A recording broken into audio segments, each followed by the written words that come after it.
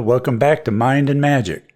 Coming off of the Christmas/New Year's/birthday sabbatical that I've been on, my inbox has gotten quite full, so I thought we would answer some questions today and get caught up with these, so let's get into it.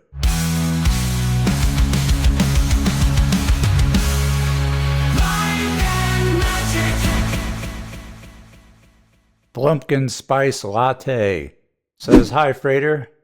Since this past Godform ritual, I do believe I have been swamped in the wrong kind of abundance. LOL. My car started making noises. My wife came home from the dentist telling me they want to do over 8K worth of work on her mouth. Ouch. Her seasonal job wants to let her go early, which would leave her without employment or paychecks for a month because of when they closed down last year. The list goes on. My first thought was maybe to do a road opener, but that had me thinking. I recall you mentioned something similar recently with one of these rituals backfiring, and I wonder how many others in the Godform tier are facing this too. Maybe a road opener Godform is a good idea for a coming month. We are going to be doing the road openers this month, actually, which there is still time to join for those interested, but not very long. Regardless, if this continues much longer, I may even have to start pulling in the budget despite working 55 to 75-hour weeks. And I don't want to lose the Godform tier membership as a result of itself, so to speak. I would think of that as a personal failure of my ability to see things through. I do have to say that Photomicus has come in clutch for me several times, so it's definitely not like it's not worth it each month." Okay, so there's a couple things here.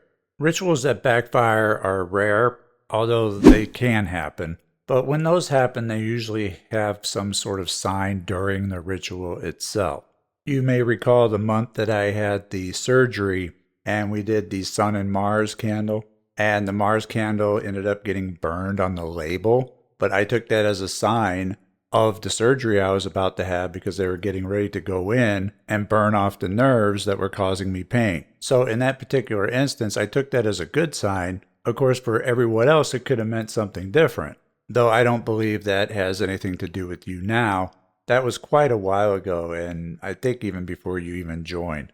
Now, a road opener may just be what you need, because if you don't have opportunities open to you, if you don't have avenues for things to materialize and manifest, it can end up doing harm instead of good, like losing a job so that you're forced to find something better.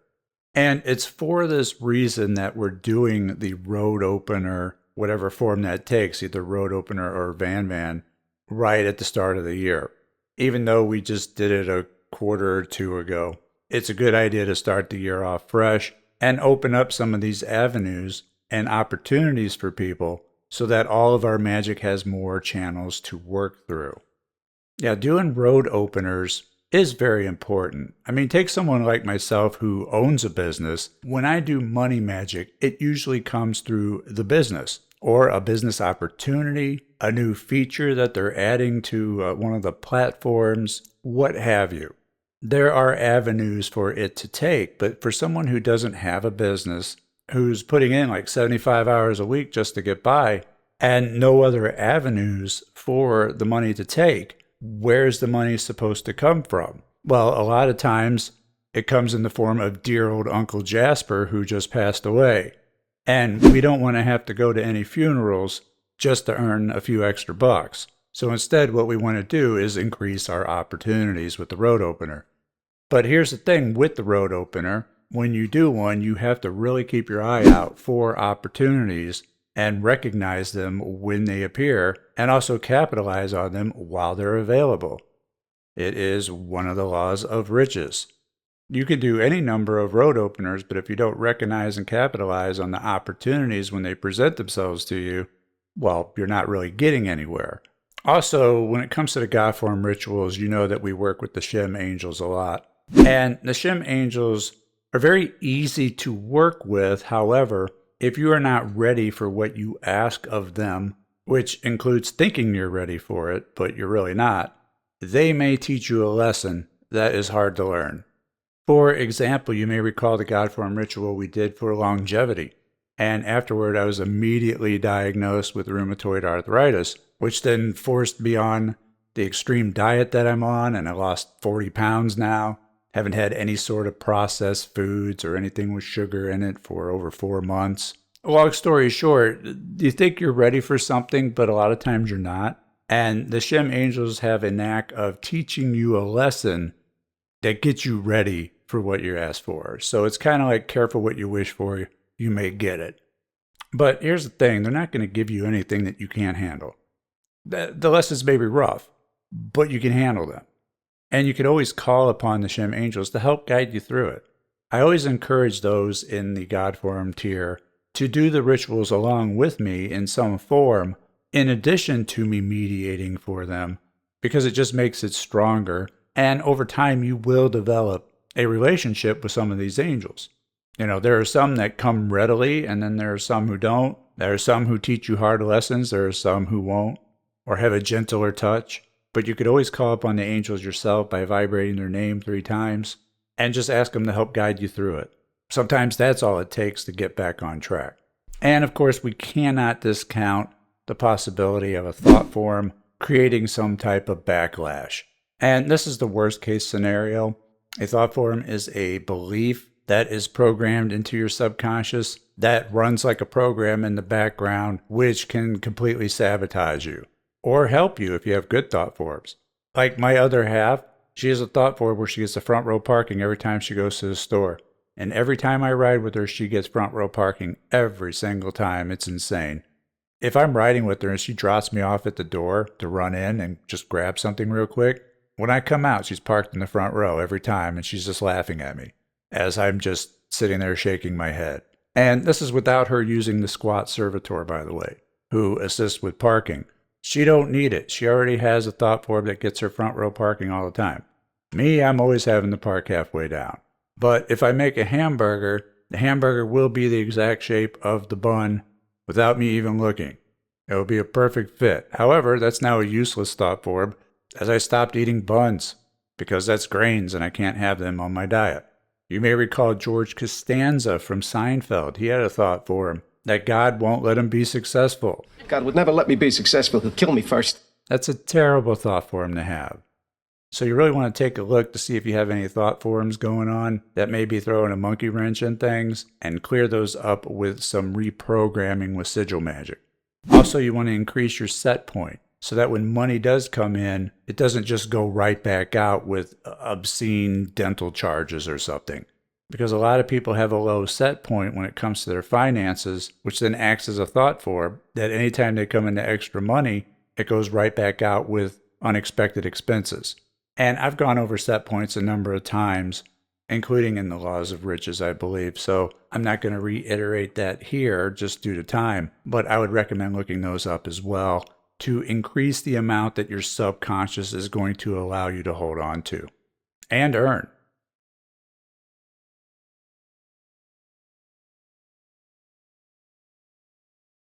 Kamalia writes, lately things at work have been tense. The company has been letting people go left and right. I'm not afraid, but the energy and stress around me often trigger my sensitivity. I'd like to ask for your help. I'm willing to offer payment for assistance to find a new opportunity before I'm forced to leave. Well, as synchronicity would have it, we are doing a road opener this month in the Godform tier, which is designed to open up roads of opportunity. I wonder if this is going to become a theme in answering these, as I have not pre-read any of these. All right, so this next one's just one long run-on paragraph that I'm going to edit down to the relevant parts for the interest of time. It says he's been going through the curriculum of Kabbalah, Magick, and the Great Work of Self-Transformation to an immense stabilizing effect on their life. He says, I know you often reference Bob Proctor, but honestly, even in the spirit of things like dating advice experts, I'm surprised at the depth of your understanding you can find in random sources on YouTube. Yeah, mind and magic doesn't just stop with magic. The mind can find magic in all things. Says he's been doing the initiation work about 4 years now. He says that he knows that he's slow in his progress. No, that's about the time it takes to get through it. Those who are serious and not rushing through it, it's going to take about 4 years. Maybe even 5. There's the neophyte grade, the 4 elemental grades, and portal, each of which you'll spend the better part of a year in. So I don't find that slow at all. I think that's right on track. But he says one of his personal issues has to do with dating and romance, even though the rest of his life is rather successful. Anything to do with relationships or datings, his spells fall completely flat. His carefully designed prayers and supplications seem to get someone all but within an inch of talking to him, but then nothing. Says he was working on a binding ritual intended to bind an instruction into what he envisioned to be an astral tome. He was working with Saturnine energies and thought he should drop the LBRH from his routine to allow the binding of his ritual to be unimpeded. And then within 3 days, he had a serious foot injury, which had become fly infested. Ugh. Brother, ugh. What's that? What's that, brother? Well, that is evidence of Saturnine energy. And also a shoulder injury, which prevents him from working out, severe and sudden money issues. Basically, everything started to suck really quickly and get out of hand. And then he relented, and after a few days of turning around towards the positive again. He asked, was his instinct to drop the hexagram ritual well informed, and you have to just eat the consequences, or is the buffer a good thing to have working regardless of any workers to bleed out the excessive rigidity of the world? Please leave his name and handle anonymous. All right, for what I'm reading here, you don't have a problem invoking energy. You called upon Saturnine energy, that's exactly what you got. You have a problem in directing that energy and choosing the wrong energy to work with. If you're looking for love and romance or a partner, why are you working with Saturn, the planet of obstacles, boundaries, and limitations? Are you hoping that Saturn will just relinquish its entire nature and give you a pass? The strictest planet in the solar system? No, if you're looking for a partner, you need to be working with Venus and or Mars. Venus to find love and romance, and Mars to make you masculine enough to attract it into your life. And stay away from binding rituals. When it comes to love and romance, there's only one binding ritual, and it's called marriage.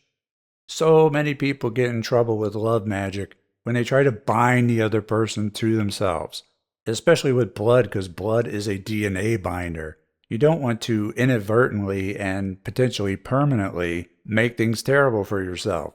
So choosing the right way to go about things is first and foremost. The right planets, the right spell, and the right work upon yourself. Your problem with love is the same problem that everyone who has problems with love has.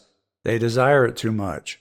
For those who missed the Thoth Life episode of The Pedestal, I'll reiterate here what I said there, in that which you put on a pedestal will remain out of reach. You want it too badly. You desire it too much. It's lust for results. You've already done the magical work. You're just in your head, and you need to let it go so that it can manifest. I've said it 1,000 times, I'll say it again. If the conscious mind is thinking about it, the subconscious is not working on it. I'm sure you've thought about it plenty enough to make an impression upon your subconscious that it knows what you want. You just won't get your mind out of the way and allow it to do its job. And I've also used this example before, that when you go out and you're looking for somebody and you don't find anybody, and then you go out again, you're looking for somebody and you don't find anybody, and this keeps happening until one time you go out without an agenda, not looking for anyone, and then bam, that's when you run into them. Why? Because you got your mind off of it and allowed the subconscious to fulfill the request. And it's really that simple. See, the thing is, you're just trying too hard. The fulfillment is in the letting go. You can think about it all you want while you're placing the order. But once you put in the order, you got to let it go in order for it to manifest and be fulfilled. I hope you're healing up well, my friend, and get back to doing your LBRH, and also banish Saturn a couple times, okay? And get that energy off of you. It's not going to do you any favors. I know we are both depolarized and you don't care, but I want to make a point of how you've helped me over the last 12 years. I have a diagnosis called Aspergers. Hey, well, welcome to the club. So for those who don't know, Asperger's syndrome is a high-functioning form of autism. It's like the smart autism. And, back in my day, they never really diagnosed anyone with this. They didn't have doctors looking for this kind of thing. It wasn't until adulthood, and quite recently either, just a few years back, going over symptoms of it that I'm like, holy shit, I think I have Asperger's. It tends to make people very, very analytical and in your head. So I'm always telling people, get out of your head, let it go, let things go, especially for things of a social nature, because people with Asperger's often miss social cues and have problems relating to other people. I got a song on the Astral Ministry about it. You'd like it. I miss the cue. I miss the cue. Elon Musk has Asperger's, and you can see how socially inept he is, how uncomfortable he is around other people, though he does his best to try and play that off. We don't like certain loud noises, just aggravate the hell out of us. And then... Thought we were done with the buzzer. Already said that. Already said that. Oh, God, France. France. No, France. Don't, little still mustache. not the answer. Little mustache. Don't answer, man. Hey, France. something. No, something. So I'm quite familiar with it, and I believe it to be the source of my analytical powers, so to speak, when it comes to this stuff. I have a valid insight into what you're going through. He says, I am a high-functioning magician. I used to struggle really bad with black and white thinking and social skills, and your channel literally saved my life. I now have the greatest advantage over normal people. I'm not seeking your validation. I'm not telling you because I think you care, because I already know before I send this that you don't. I do. Come on. But I do know that you will care, that you have seriously have helped somebody who really needed it. That's the point of this message, and that's why I thank you so much on YouTube for the time and effort you put into making the videos. If it wasn't for you, I would just still be lost. Well, I appreciate that very much. Now, the best advice I could give you, or anyone else that has Asperger's and wants to practice magic, just make sure you keep practicing, and especially getting in your meditations. And of course, getting in touch with your feelings, because you're going to need feeling and emotion in your practice. And that's not as easy for people with Asperger's because they're more analytical and less emotional. So getting in touch with those feelings is quite important without having an Asperger's outburst. You got to be able to tap into emotions without having an emotional outburst. And of course, one of the most important things to do for those with Asperger's is to just make some time to be away from other people to recharge. Solitude is recharging for Asperger's, as well as Pisces, anybody with the strong Pisces placement in their chart. But you don't want to over-confine yourself away from everyone to where you become a hermit, which non-coincidentally is the title of that song that I mentioned earlier. Much appreciated, my friend, and I do care about my people. Don't ever say I don't. All right, we will do one more. Frater, someone has made a big injustice to me and made me suffer a lot, and I want to call the divine court and let the divine decide, as you mentioned in one of your videos. How should I do this? Well, you just do a magic ritual where you call upon the divine, you call upon the angels that deal with enemies, and there are many. You go through your circle casting and your preliminary rituals and all that, and you call the angels or you call your spirits, and you put forth your case. You say, hey, this person wronged me. Here's the evidence. Here's who they are and where they are, and you just give all your information to them, and you say, if they are guilty of this, please take care of them. Or at the very least, get them off of my back. And then you just let it go. Because again, you have to let it go for the magic to be fulfilled. And you leave it for the divine to determine and decide and carry it out. There are also nap rituals. We have both flavors, attack and defense. That could be used to great effect, as well as the protection and defense program, which would be the first thing I would do is put the person in the black salt pit. The black salt pit, from protection and defense, reflects the person's attack back onto themselves. So every time they mess with you, they actually mess with themselves, which then preoccupies all their time trying to straighten out the mess that they've made for themselves, which causes them to leave you alone. Any one of these should clear up what you have going on. That is, if you can get enough peace after performing them to get your mind off of it. That is a crucial component. I want to thank all of my Patreon people for writing in this edition of the mailbag. And if you want to join them, head on over to Patreon, where I've started uploading mind and magic programs to be part of the membership. I posted the first one, Words of Power, just today, and the others will follow as I remaster them and upload them. No longer do you have to purchase them separately. They will be part of the memberships for as long as you are a member. And of course, you could always purchase a personal copy from mindandmagic.com. And that's all we have for today, and I will see you next time. Take care. Looking back at the